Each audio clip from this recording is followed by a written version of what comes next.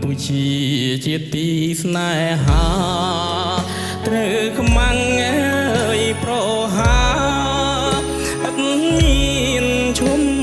ឈរតាំងតែពីបុរាណនកាលមកឲ្យអ្នករងទុក្ខវេទនាខ្លោចសាអ្នកជាជាតិមួយកើតពីព្រះហង្សដែលព្រះអង្គម្ចាស់ប្រទានរាំងសាមានទឹកចិត្តល្អស្មោះសងស្នេហាមិនបៀនពីលើសង្ឃដតី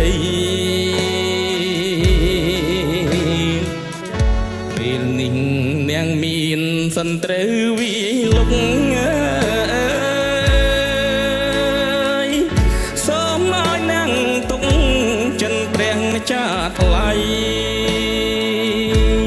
ត្បិតទ្រង់ជាម្ចាស់សួគ៌ផែនដីទ្រង់អាចជួយឲ្យមានជ័យជោមអ្នកលន់តួព្រះអង្គឲ្យអស់ពីចិត្តទ្រង់នឹងជួយពិតដោយអន្តរតែ